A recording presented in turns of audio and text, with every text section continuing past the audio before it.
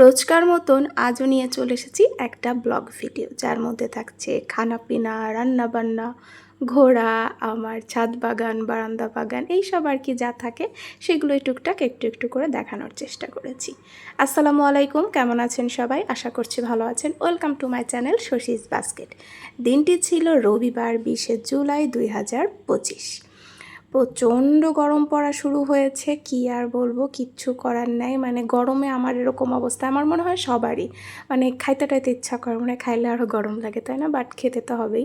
তো আমি এই যে সকালবেলা খাবার রেডি করে নিয়েছিলাম, যদিও গরম বললাম, কিন্তু একটু কয়েক ফোঁটা বৃষ্টি হয়েছে, কিন্তু গরম কমে নেই, গরমের জায়গায় আছে।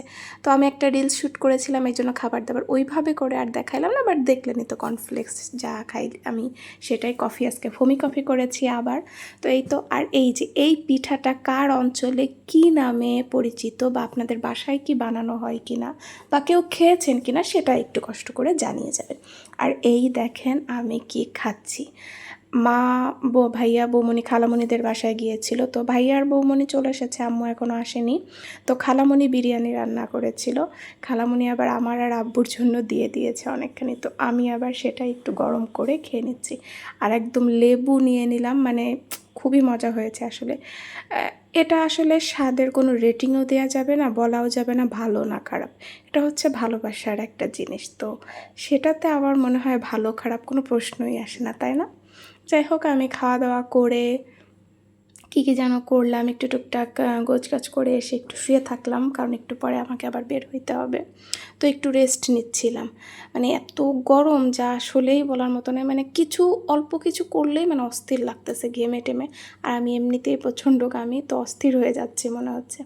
তো এই যে শুয়েছিলাম, মেঘলা আকাশ, প্রচণ্ড মেঘলা, সারাদিন রোদের তেজ নেই, কিন্তু প্রচণ্ড গরম। মানে কী যে অবস্থা, আপনারা বলবেন তো যে 20শে জুলাই আপনাদের ওইদিকে কীরকম ছিল। আমি তো কয়েকটা দিন পরে হয়তো ভিডিওটা দেখবেন আপনারা, 2-3 বেলা পরে, বাট এই দিনে কেমন গরম ছিল জানাবেন।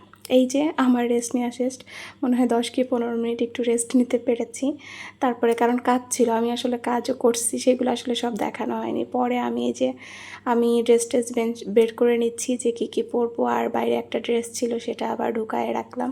এই হচ্ছে কাজ, মানে টুকটাক একটু কাজ করছি, ঘর টর গোছানো দিয়ে এই সবই করি সাধারণত। বৌমনি চলে এসেছে, তো রান্নাবান্না ওভাবে আর এখন করা হবে না আমার। কেউ না থাকলে আমি রান্না করি, তাছাড়া আম্মু বা বৌমনি এরাই করে, আর এমনি অন্যান্য কাজগুলো আমি আসলে করি, এই আর কি। এই যে আমার ঘড়িয়ার ছোট্ট দুল, ইদানিং আমি এখন বড় দুল পরি না, ছোট্ট ছোট্ট পুচকু কয়েকটা দুল, সেগুলোই পরি।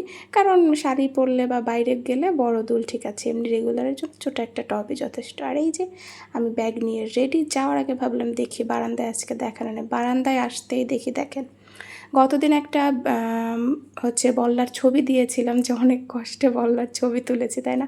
আসলেই আমি যে কী ভয়ে ভয়ে ছবি তুলেছি, কারণ এই বল্লার কামড় আমি খেয়েছি। আপনারা কি খেয়েছেন?